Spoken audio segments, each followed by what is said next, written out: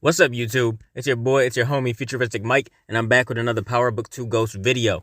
Now, this is going to be the review and recap for Power Book 2 Ghost Season 2, Episode 3.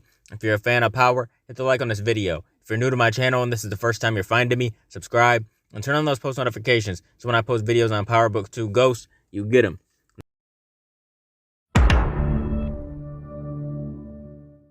Now, this episode is called The Greater Good. Last episode, Monet was trying to make an exit plan with her nephew, Zeke. They're trying to get out of the game. We see Kane came up with some plans of his own, to get the family a new plug so we could get back in the family. He swapped Tariq's drugs with powdered sugar, and he pretty much forced them into a new plug. We see Diana became very suspicious of Kane. She knew something was up, and Zeke was hauled into the police station for questions, about Jabari's murder. Now, in this episode, we see Tariq visit Councilman Rashad Tate as soon as the episode starts. It's a promotional event. Rashad is there talking to, all the people involved in politics. He's trying to talk about his sister. He lies and says that Rashad is his uncle. They talked about a deal, and Tariq has to get dirty intel from Braden about Sweeney because, Rashad Tate wants that seat. And in exchange for doing this, Rashad promises to help with his younger sister, Yasmin. Now, Monet and Kane meet with Tariq about, Kane supplying them with a new connect, about them purchasing drugs and stuff. And Monet wanted Kane and Tariq to squash all their beef. She does not know that they already hashed out their issue when Tariq killed Professor Reynolds. She has no idea. Now, we see Kane go to a party that Mecca is throwing, and it's a lit-ass party. There's tons of people there. There's all kinds of girls. There's everything. Now, it's crazy because Kane, he had a girl on him, and this dude next to him did as well. And this dude was talking about Mecca, spreading his business and stuff, and Mecca didn't like it. Mecca came up to him, grabbed him by the throat, and he choked his ass literally to sleep. He said, look, there's a difference between my business and family business. But when Kane woke up, the next day, Mecca opened up to Kane, and he wanted Kane to do the same. Kane was hesitant when the topic of Tariq came up, but in the end, he did open up and told Mecca about Tariq. He said that he didn't care how Monet changed the family business, and now she's running drugs through Tariq in order to stay under the radar. But Mecca offered to help. He said, you got to be able to control this kid. So Mecca is definitely going to be helping now. And that just means there's more danger for Tariq. Now, Tate kept his word, and Tariq was meeting with child services, about Yasmin. But the person he met with informed him that he needs solid grounds to get Yasmin back, that he can't have her living in a dorm room and stuff. And Tariq wants to get an apartment and stuff like that. But, he has to make tons of money to make all this stuff happen. Then we see Tariq confronting Tate about seeing his sister, but Rashad said he needs dirt on Sweeney ASAP. We see Tariq call up Bash, or Sebastian, whatever you want to call him. This is Simon Stern's husband, and we see that Simon Stern is on the show a little bit. We see in the previews for the next episode, he will be in the next one. I like that he's on, an episode here and there because I definitely missed him on the show. He brings some excitement to it. But yeah, Tariq calls Bash to talk about some payroll with the company. He needs to have like a legit paycheck and stuff. Bash tells Tariq that, he needs to start his own LLC and put himself directly on the payroll so he can get paid. And he said it's going to cost him $30K. So Tariq has to come up with that now. And, he'll need somebody that he trusts to act as the president of this new company, to avoid an audit and stuff like that. So he's definitely going to ask Braden to do this. Now, we see Detective Whitman, and he's pressing Zeke real hard, trying to get answers out of Zeke. He's challenging Carrie's alibi, because Carrie said she was alone with Zeke the night Jabari Reynolds was murdered, but Zeke is saying something else. He's lying and saying he wasn't with Carrie on that night. And Detective Whitman just keeps on asking him stuff, trying to get him to crack. But Whitman, he was manipulative, and he was really just going hard at Zeke. And Carrie called him repeatedly too, and Whitman seen this, that Carrie was calling his phone. Whitman had his phone and seen all that, and he was trying to use it against him. But like I said, Zeke still wasn't talking.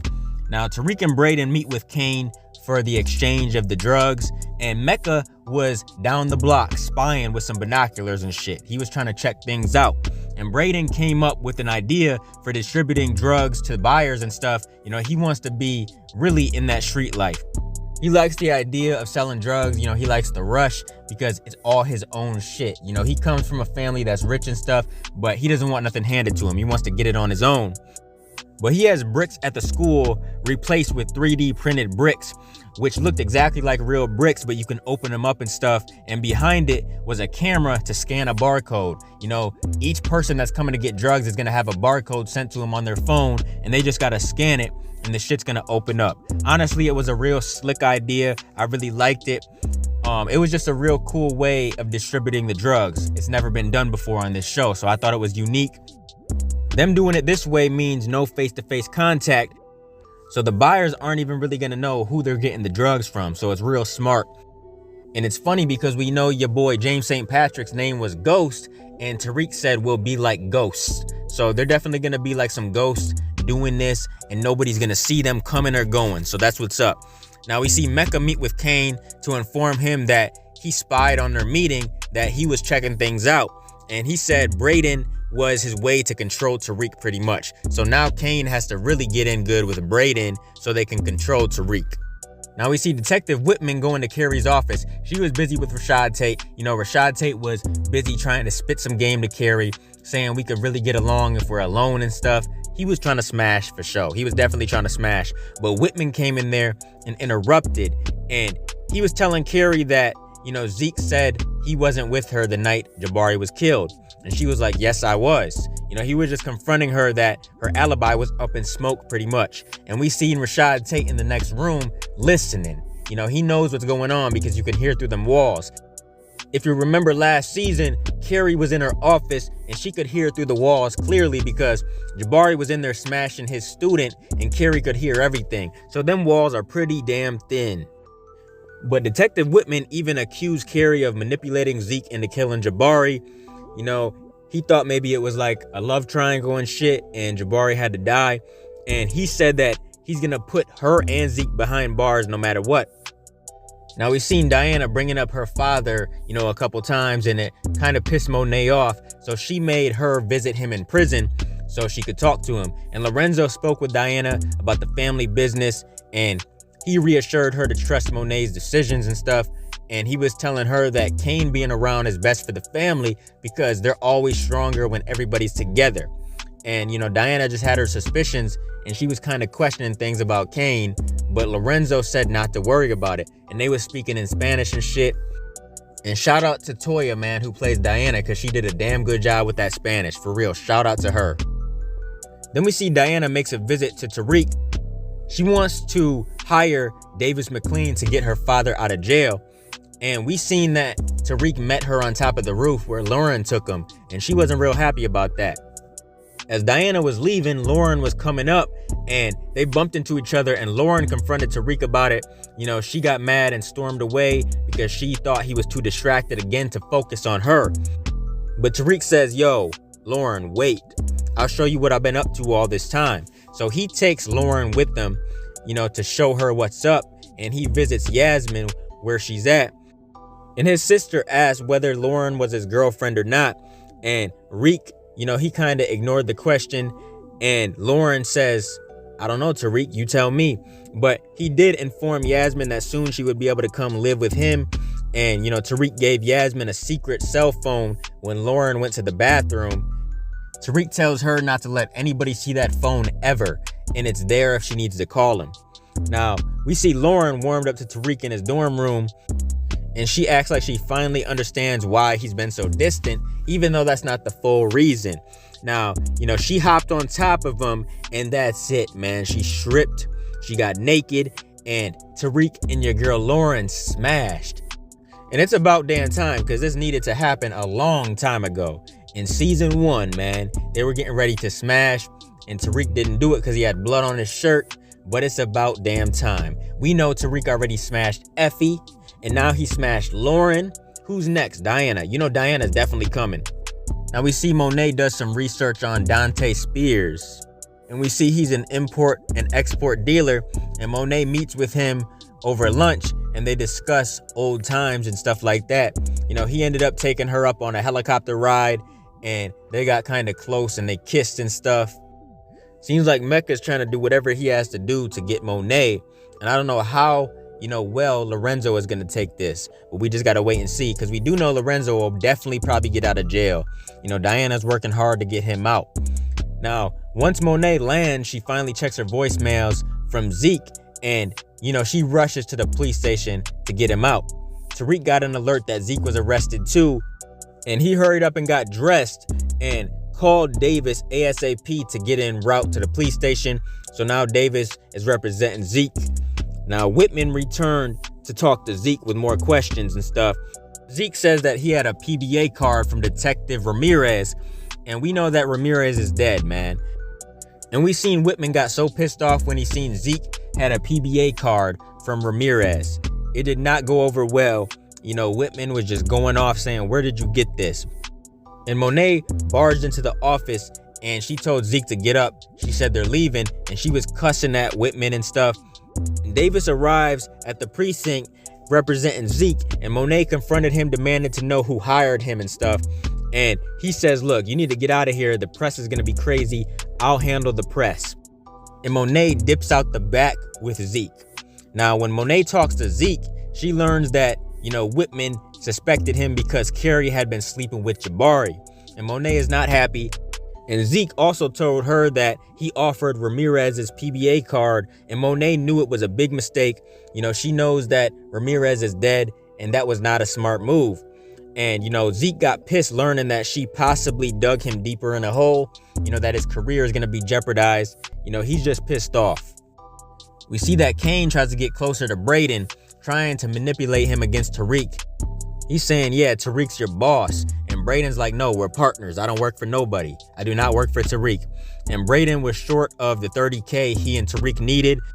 So Kane invited Braden to see how the big money was made in the streets. And Braden was going to go with them.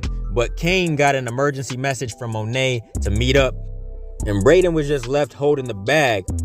But right before Kane pulled off, Braden goes up to the window and says, "Look, I need this back by the morning. Don't screw me on this." We see Monet talking to the family to straighten things out. She's mad because Zeke gave the PBA card to Whitman. And all of them as a family are just trying to figure out what to do next. Now, Kane visits Tariq in his dorm room. And as soon as Tariq opens the door, Kane punches him in the face. Tariq got knocked the hell out. Kane confronts Tariq about Zeke being wrapped up in Jabari's murder. Kane thought Tariq had everything under control. He tells Tariq that Zeke gave the PBA card, which makes him look guilty.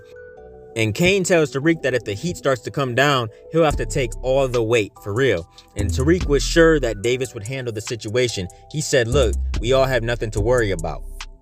Now we see Diana meet with Davis and Saxe about her dad, but there was no hope pretty much. Saxe shut it down immediately. And Davis has to remind Saxe when Diana leaves that profit is priority. But later on, Saxe is in his room with Sullivan, and Saxe gets intel that they can possibly get Lorenzo out of jail. So he texts Davis and says we can get him out of jail. Now we see the shit Braden left with Kane was flipped. Kane made the money. He returned more money than expected because Braden is like, "Damn, this is way more than I thought." Braden was pretty impressed at the speed that Kane moved the shit. And he's definitely more interested in the streets now. Now, Kane tried to get Braden to come with them because there were some women in the car. And Braden wanted to, but he couldn't because he was meeting with Tariq. But Braden gave one of them a stack of money like, "Look, buy something nice on me. I think I'm in love with you already." And Kane was laughing at him. Now we see Braden meet with Tariq and tries to convince him, to sell products in the street. And Tariq says, "Nah, I told you we're not messing with Kane. We got our own thing going." And Braden was the one person Tariq trusted, and he signed off as being president of this company, so there's legit paychecks coming in and stuff. But yeah, that's the end of the episode. I wonder how Tariq and Braden's bond is going to hold up. Will they continue to get along, or will they fall out? In the first season, they had some problems. And also, why does Tariq never have a car? Like, why is this dude always walking around or taking a bus or whatever, man? Like, this dude needs to get a car, for real.